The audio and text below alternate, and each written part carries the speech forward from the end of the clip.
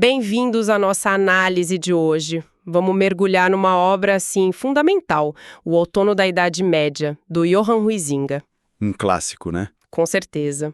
A gente vai usar uns trechos escolhidos do livro, que saiu lá em 1919, para tentar sentir um pouco como era o clima nos séculos XIV e XV, principalmente na cultura da corte franco-borgonhesa. Uma cultura super vibrante, mas talvez já meio no fim, né? Exato. E o legal do Huizinga é a abordagem dele que foi muito diferente para a época. Ele não queria só falar de política, de economia. A ideia era fazer a gente ver, quase sentir o passado. Como se fosse um quadro vivo, uma série de cenas. Isso. E a tese central é essa do outono cultural. Um período com formas culturais riquíssimas, cheias de pompa, mas que já mostravam um certo esgotamento, sabe? Um fim de ciclo. E bem no meio disso tudo, uma tensão muito forte. Essa tensão que a gente quer explorar hoje vai ser nosso fio condutor. Porque o Huizinga aponta um contraste, assim, brutal mesmo. De um lado, a vida cotidiana era muito dura, doença, violência, pobreza extrema. Uma realidade bem crua. Pois é. E do outro lado, um desejo quase desesperado por uma vida mais bela. Uma fuga, talvez, para o sonho, para o ideal, para uma forma estética super elaborada. Uma tentativa de embelezar a realidade, né? É isso que a gente quer desvendar aqui. Como essa dualidade aparecia no dia a dia, na religião, na guerra, no amor, usando essas descrições tão vivas que o Huizinga deixou pra gente. Perfeito. Como é que uma sociedade vivia com essa dissonância, né, entre a crueza do real e essa busca sem fim por um ideal de beleza, de nobreza. Acho que um bom ponto de partida é justamente essa intensidade da vida que você falou. Sim, porque o quadro que o Huizinga pinta é de extremos. Para nós hoje chega a ser chocante. A diferença entre estar doente ou saudável, sentir frio ou calor, ser rico ou miserável, era tudo muito mais marcado, mais público. Ele fala de uma publicidade quase teatral, né? Totalmente. Tipo, os leprosos tinham que usar matracas para avisar que estavam chegando. Os mendigos mostravam as deformidades na porta da igreja para conseguir esmola. Nossa! E cada grupo social, cada profissão, era fácil de identificar pela roupa.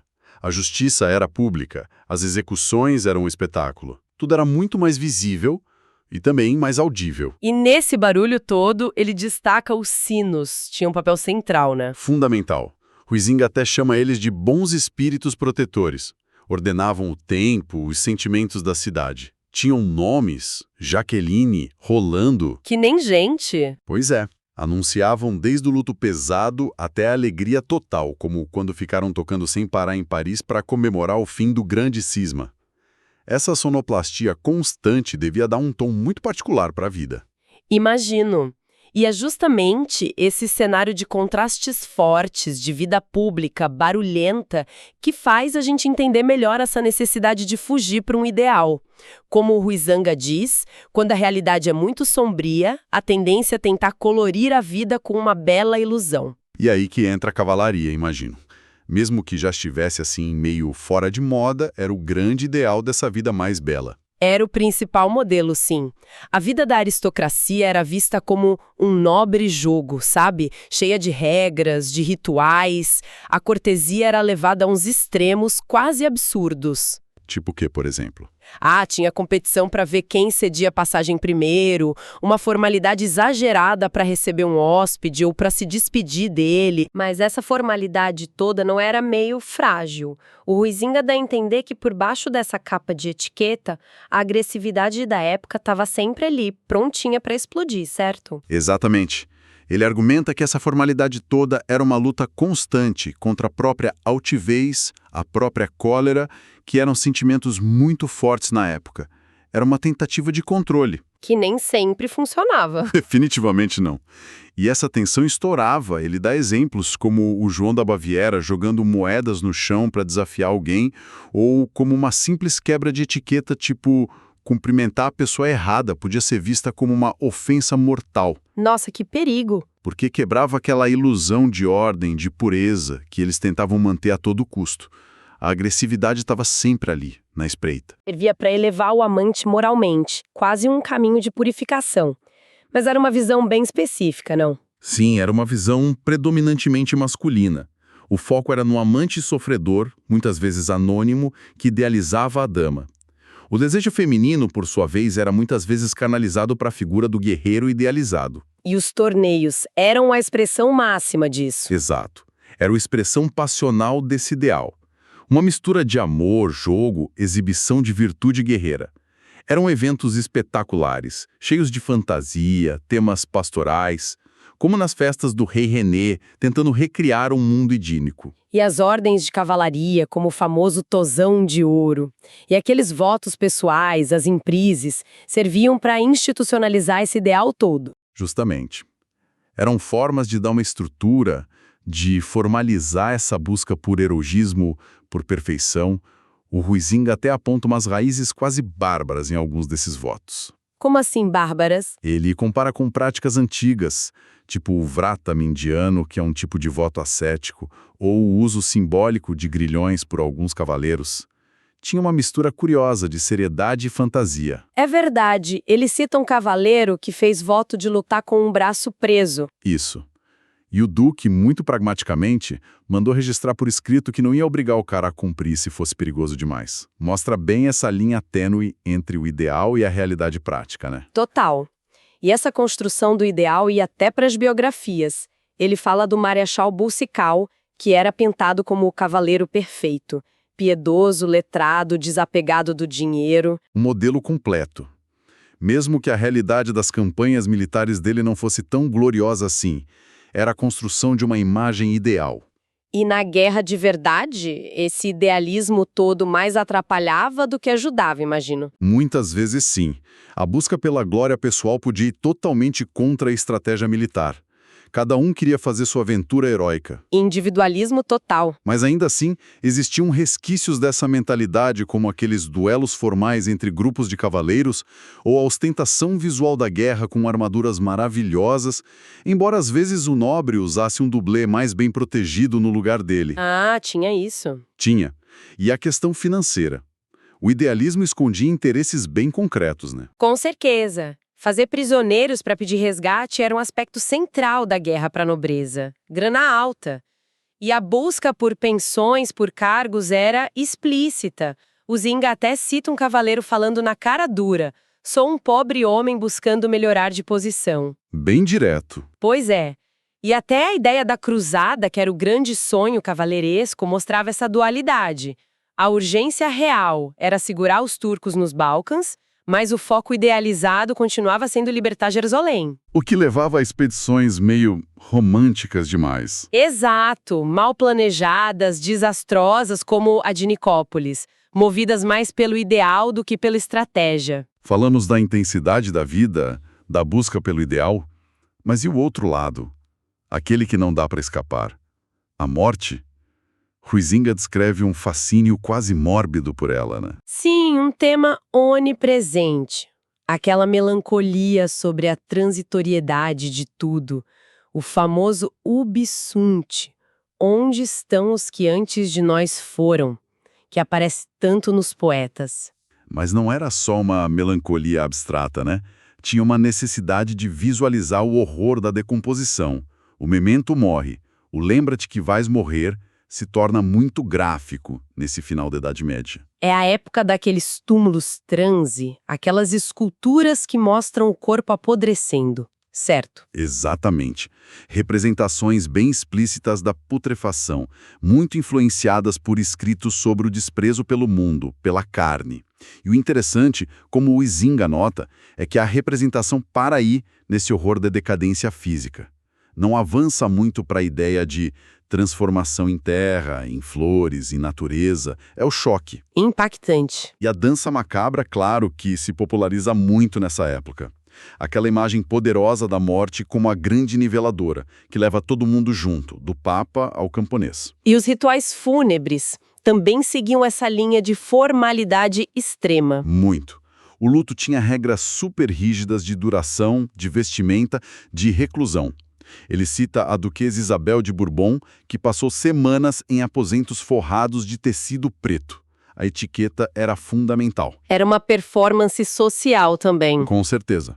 Dar um enterro digno era importantíssimo. o que contrastava com o descaso que se podia ter com o corpo de um inimigo assassinado, como aconteceu com João Sem Medo. Mas o Huizinga também percebe uma separação entre esse luto formal, a circunstância e a vida que precisava continuar, não é? Sim, ele aponta bem essa dualidade. A mesma cronista que descreve o luto rigoroso da duquesa comenta que, em privado, ela não ficava o tempo todo deitada na cama. E viúvos, principalmente os nobres, se casavam de novo com uma rapidez que hoje nos choca. A vida tinha que seguir apesar do ritual. Exato. E o medo da morte era palpável, cercado de superstição. Anunciar a morte de alguém importante era uma tarefa dificílima.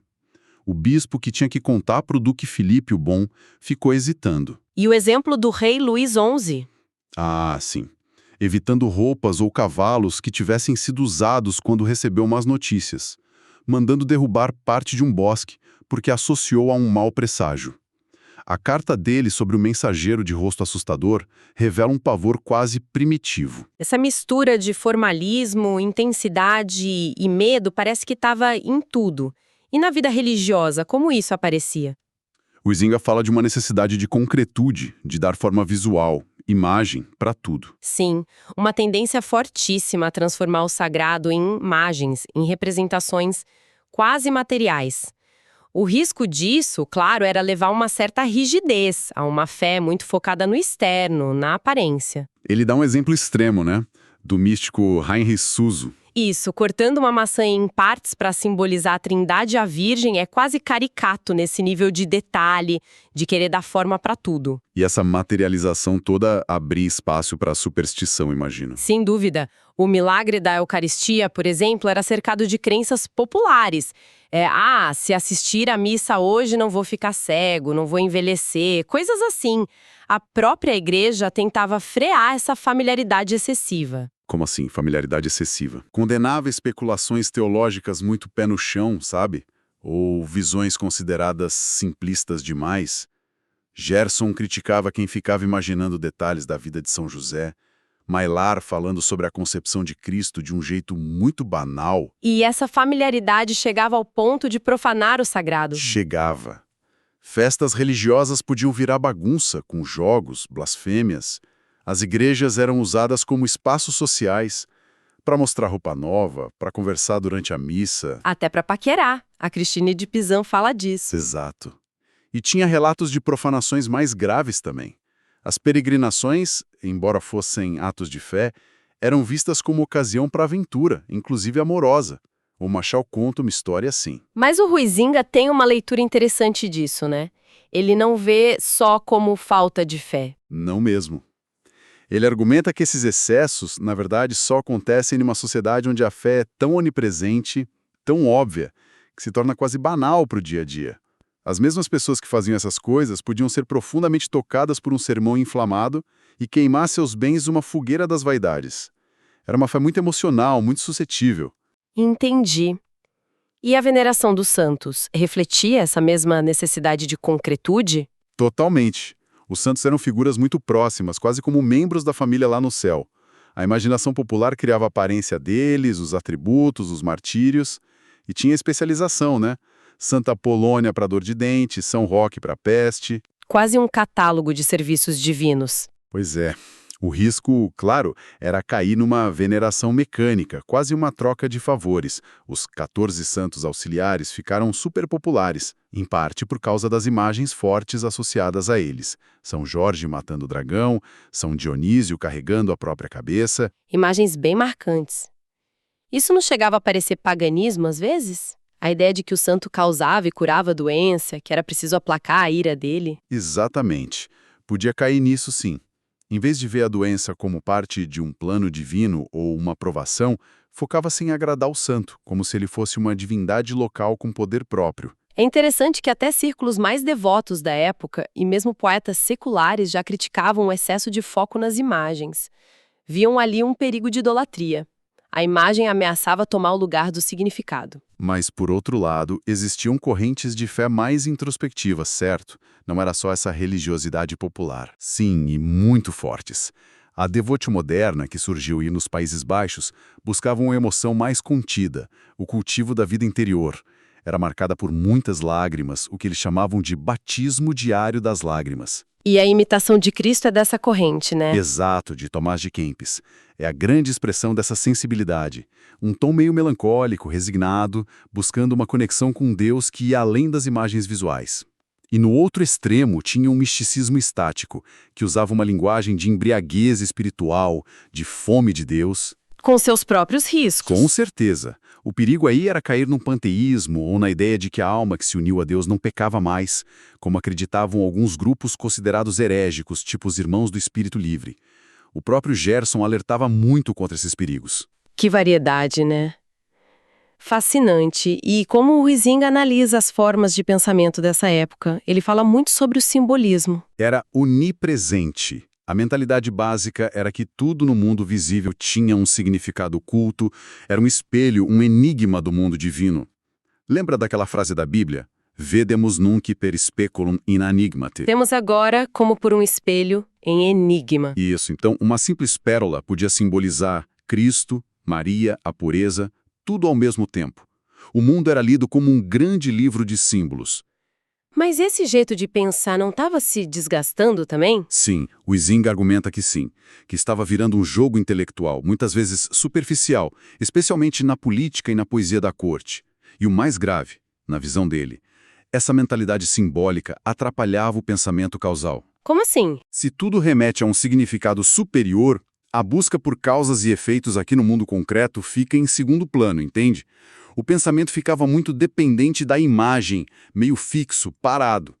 Uma catedral ao luar, ele diz. Lindo, mas estático. E ao lado disso tinha um realismo muito forte, uma tendência a classificar tudo. Exato. Uma necessidade quase obsessiva de encaixar tudo em categorias morais, virtudes, pecados, exemplos. Cada história, cada evento histórico ou literário virava um exemplo para tirar uma lição moral, uma máxima.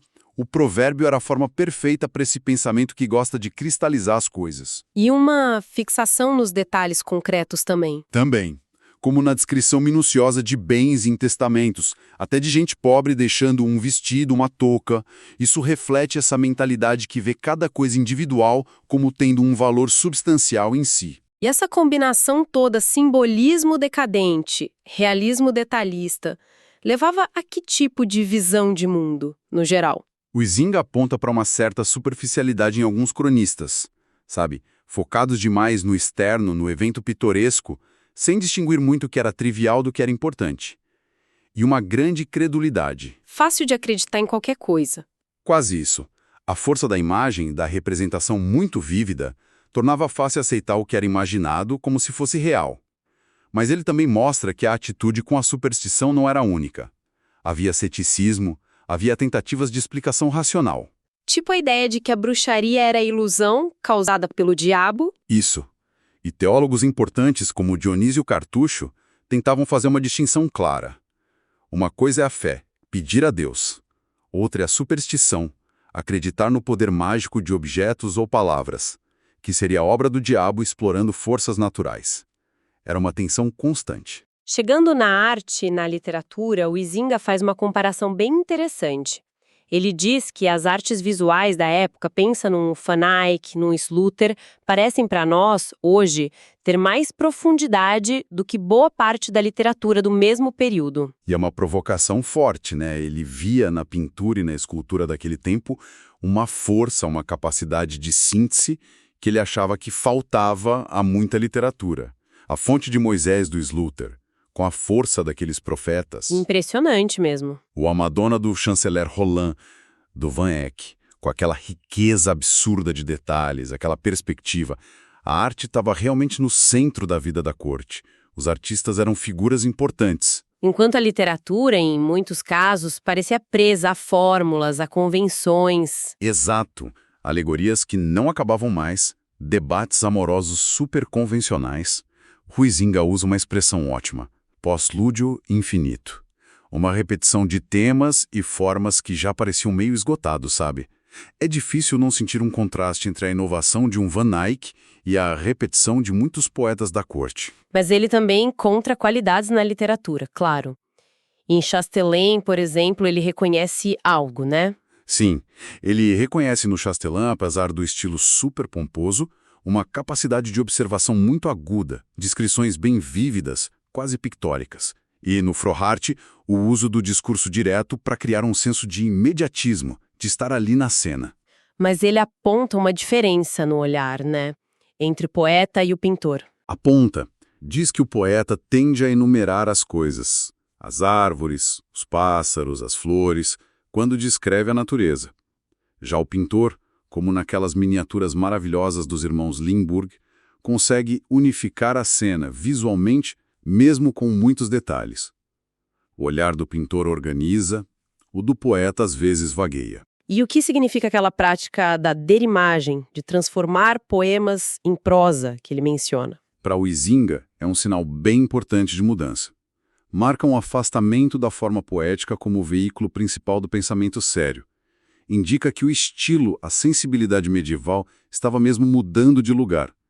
A prosa ganhando terreno. Mas nem toda a poesia estava esgotada, né? Onde ele encontra mais frescor, mais vida, na poesia mais curta, nos rondéis, nas baladas, formas que focavam mais no momento, no sentimento, e tinha uma ligação maior com a canção popular. Aí ele cita nomes como Christine de Pizan, Charles d'Orléans. Que são ótimos mesmo. E ele identifica o surgimento de um tom novo ali. Uma melancolia mais suave, uma ironia mais fina, aquilo que ele chama de riso em lágrimas, que a gente encontra num Villon, por exemplo. Um sentimento mais moderno, talvez. E finalmente ele aponta para as novas formas que estavam começando a surgir, né? O humanismo chegando na França ainda meio tímido, tentando imitar a antiguidade de um jeito meio desajeitado. Sim. E aquele estilo retórico super latinizado, cheio de palavras difíceis, construções complexas, uma busca por uma nova beleza formal que, para o Huizinga, muitas vezes acabava caindo no artificialismo, no exagero. Então tá. Para a gente ir fechando essa nossa exploração de O Outono da Idade Média, a imagem principal que fica é essa, de um fim de ciclo cultural. Uma época de formas super exuberantes, quase exageradas na riqueza, no formalismo, mais marcada por essa tensão profunda. Uma tensão entre o quê? Entre uma vitalidade febril, quase violenta às vezes, e a consciência da própria decadência, do fim que se aproxima. Um contraste constante entre o sonho de uma vida ideal, bela, nobre, pura, e uma realidade que era muitas vezes brutal, sombria, cínica. Exatamente. E a gente viu como essa tensão aparecia em tudo, né? Na formalidade que mal conseguia conter a agressão, na piedade intensa que convivia com a profanação, quase ingênua, no simbolismo que ia se esvaziando enquanto um realismo cru se afirmava. No brilho da arte visual que contrastava com o cansaço de certas formas literárias. Isso. É um quadro muito complexo, cheio de contradições. Um outono mesmo, com toda a beleza e a melancolia que a estação traz. Uma visão que faz a gente pensar muito sobre como as épocas terminam e como elas se transformam umas nas outras. Precisamente. E talvez um pensamento final para deixar no ar seja este. Olhar para esse outono medieval, com todas as suas formas culturais já meio em declínio, suas tensões internas, ajuda a gente a entender o Renascimento não como uma ruptura do nada, mas como uma transformação que brotou dessas mesmas contradições. Faz sentido, as raízes estavam ali. Exato. As formas que pareciam fenecidas, como o simbolismo exagerado ou a cavalaria idealizada, deram lugar a novas maneiras de ver o mundo, de pensar o indivíduo. Mas essas novas formas não surgiram do vácuo. Elas se alimentaram desse solo rico e contraditório do final da Idade Média. Fica a questão para a gente pensar, né? Como é que as culturas lidam com o peso dos seus próprios ideais, das suas próprias formas, quando eles começam a parecer gastos, ilusórios ou simplesmente pesados demais?